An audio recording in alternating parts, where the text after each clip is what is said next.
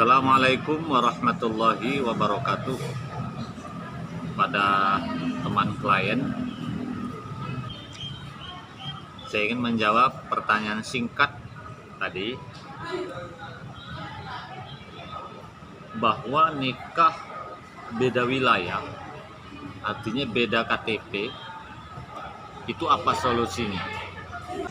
Ketentuan dari Kementerian Agama bahwa akad nikah boleh dilangsungkan atau hanya boleh dilangsungkan di mana tempat domisili sang calon pengantin tinggal. Lalu kalau ada salah satu atau keduanya tidak sesuai dengan domisili di mana kantor KUA itu bekerja, ya, maka dia tentu minta rekomendasi dari KUA mana asal KTP. Saya ingin jelaskan begini. Ini contoh yang di Batam, ini contoh ya, tapi berlaku seluruh Indonesia. Misalnya pihak pengantin laki-laki ber-KTP Kecamatan Batu Haji. Ini yang dalam kota nih. Yang pihak perempuan ber-KTP Kecamatan Batu Haji. Maka syaratnya adalah masing-masing calon pengantin minta NA dulu dari lurah atau kepala desa masing-masing alamat. Kalau kelurahan atau desanya sama, silakan pada kantor yang sama. Kalau berbeda, silakan kantor yang berbeda. Masukkan di KUA, maka cukup kantor KUA itu yang menikahkan. Tak perlu ada rekomendasi karena ukurannya kantor KUA. Tapi kalau salah satu pihak beda kecamatan juga beda kantor KUA, maka harus minta rekomendasi dari kantor KUA mau numpang nikah di mana.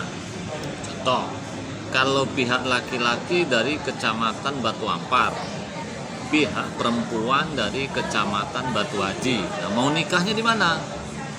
Kalau mau nikahnya di Batu Haji, maka pihak laki-laki minta rekomendasi dari kantor KUA Batu Ampar bahwa mau menikah di Batu Haji.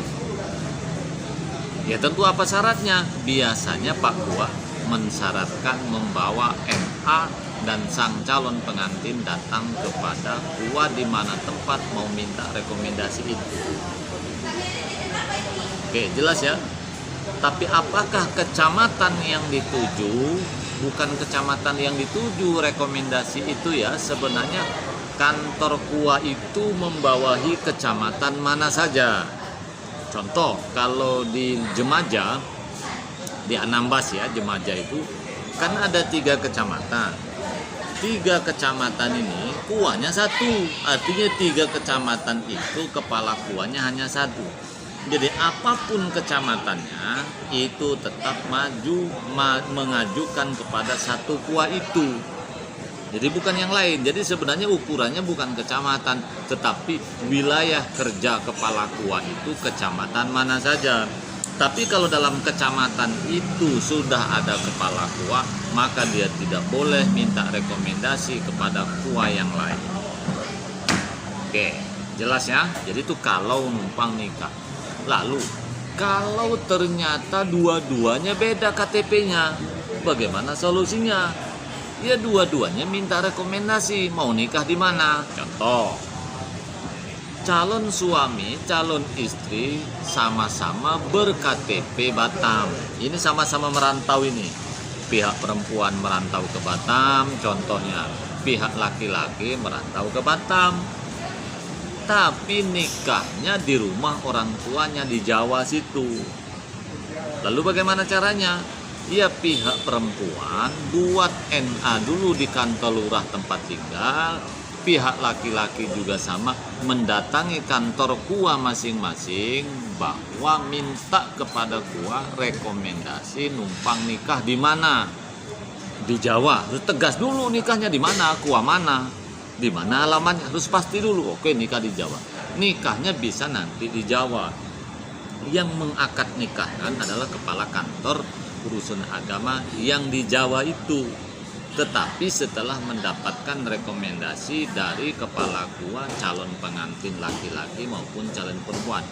Apakah di Jawa perlu mengurus berkas lagi? Tidak, ngurus berkasnya di mana asal usul, gitu ya. Jadi Pak Kua yang di Jawa itu hanya menikahkan dan mengarsipkan bahan yang kita miliki, itu letakkan di kantor situ. Nah, ini yang jadi masalah. Apakah calon pengantin itu harus mendatangi kepala gua di mana minta rekomendasi, karena memang ukurannya NA itu adalah KTP. Toh, kita tinggal di Batu Aji, domisili ya. Tapi KTP masih pula tinggal di Jawa, maka NA harus dibuat di mana KTP. Dia tinggal di desa mana, mendapatkan rekomendasi dari gua di mana desa itu ada. Lalu, kan untuk mendapatkan rekomendasi harus ada NA dulu dari kantor lurah atau desa. Kemudian minta rekomendasi dari gua. Saya ingin berikan contoh lah, biar nggak sulit-sulit. Kita ini nama merantau di Batam, ya. KTP masih kampung, belum sempat pindah alamat, belum sempat pindah penduduk atau pindah jiwa, sudah ketemu pula jodoh ini kan. KTP masih KTP kampung. Lalu caranya bagaimana? Buat NA itu di mana KTP kita beralamat, Jawa, ya sudah buat situ. Setelah dari desa, setelah dari lurah, baru minta rekomendasi dari gua. Nikah di Batam, boleh? Bukan tak boleh. Lalu apakah kita harus pulang ke sana? Bisa harus pulang, bisa tidak. Tergantung tingkat kepercayaan kepala desa dan gua masing-masing. Kalau memang kita asal usul kita di kampung, kebetulan ada di desa itu paham siapa bapak kita, desa itu paham siapa kita, desa itu sangat hafal siapa kita. Artinya ketika lurah atau desa membuatkan NA bahwa ini statusnya bujang dan segala macam, dia yakin karena akrab dengan kita, karena akrab dengan bapak ibu kita, saudara kita. Nah, maka lurah buatkan tanda tangan, terbit NA. Setelah itu bapak kita, orang kepercayaan kita, pergi ke Pak Kua. Tak perlu kita pulang. Nanti Pak Kua berkirim, membuat surat, baru keluarga kita yang mengirimkan ke sini. Dengan catatan kalau ada orang yang bisa dipercaya oleh kepala desa, Pak Lurah dengan kepala Kua, tak perlu kita datang. Tak repot. Yang jadi masalah itu kalau tidak ada satupun yang bisa kita minta tolong. Keluarga tidak ada, famili tidak ada, teman tidak kenal. Ya, dengan lurah pun kita tidak tahu, dengan Pak Kua pun tidak ada tahu. Sementara KTP masih di situ. Maka mau tidak mau, suka atau tidak suka, kita harus ke situ. Apakah ada contohnya? Banyak contoh. Kita ini sebenarnya asal Jawa, merantau ke Kalimantan, di kota pula. KTP kita tiba-tiba ber-KTP Kalimantan. Kita kenal lurah juga tidak, mungkin sudah ganti. Kepala Kua juga tidak, sanak pemilih juga tidak ada di Kalimantan. Karena kita sebenarnya asal Jawa. Nah, setelah dari Kalimantan kita merantau pula ke Batam. Di Batam dapat jodoh. Itu kan. Nah, yang seperti ini berarti harus datang ke lurah atau kepala desa tempat kita alamat KTP itu. Setelah kita mendapatkan NA dari kantor lurah di mana tempat KTP kita tinggal, baru minta rekomendasi kepada kepala Kua di mana kita nikah, di Batam. Selesai kan? Kalau mungkin ada yang protes ya, ribet kali di Kemang. Bukan ribet, pemerintah ini menjaga agar jangan sampai orang itu beberapa kali nikah menggunakan identitas palsu. Loh, Pak Kua kan bisa. Sekarang bagaimana? Kua kan tidak mungkin akan mengurus seluruh kecamatan itu. Apalagi di Batam, kayak di Sagulu. Itu jumlah penduduk aja 120.000. Ya, kan tak mungkin. Oleh karena itu, kepala KUA percaya dengan lurah. Lurah biasanya percaya dengan RT. Makanya lurah itu sebelum membuat NA dia minta semacam domisili. Karena supaya kalau terjadi apa-apa manipulasi data, kan banyak juga calon pengantin yang tak betul ini memanipulasi data. Lurah itu ada dasar ini loh, domisili, ini keterangan RTW benar. Kalau di kota ya, kalau di desa kadang-kadang tak perlu keterangan dari RTRW. Kenapa? Karena kepala desa tahu siapa penduduknya, hafal betul karena jumlah penduduknya sedikit. Gitu. Jadi tolong dimaklumi, bukan KUA itu mempersulit sebenarnya, tapi untuk menjaga kehati-hatian. Yang sudah hati-hati seperti itu pun Pak KUA masih sering kebobolan. Masih banyak kali orang ingin nikah berulang-ulang dengan memalsukan identitas itu. Coba teman-teman bayangkan ya, kalau KTP Jawa bisa nikah di Batam tanpa menggunakan NA dan rekomendasi dari KUA di Jawa. Banyak kali laki-laki bolak-balik nikah, kuan kawin, dapat buku nikah, ternyata di sana sudah ada istri.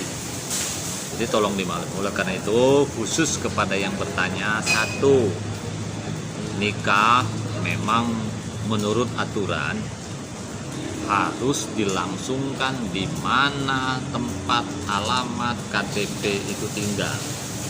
Kalau ada salah satu pihak ber-KTP luar, maka mintakan rekomendasi dari kepala KUA di mana alamat KTP.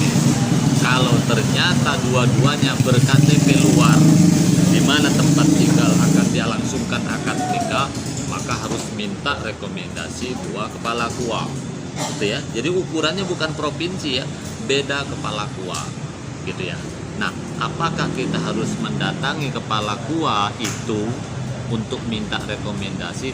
Sangat tergantung situasi dan kondisi. Kalau di sana ada yang ngurus, ada orang yang bisa dipercaya oleh orang tua kayak siapa, bisa aja. Tapi kalau Pak KUA tidak ada orang yang dipercaya, contoh kalau di kampung kan biasanya kepala KUA sangat hafal tuh dengan bapak kita, mama kita, tahu oh kita ini masih bujang, bisa. Insya Allah. Yang agak repot tuh kalau kita pun punya KTP tempat perantau pula, tak ada orang yang bisa percaya. Tapi intinya pemerintah ini untuk menjaga agar jangan sampai terjadi pemalsuan. Saya kira itu sahabatku semua, mudah-mudahan ini bisa dimengerti dan dapat dimaklumi ya, bahwa menikah itu memang harus tertib administrasi, bukan mempersulit. Saya kira itu. Assalamualaikum warahmatullahi wabarakatuh.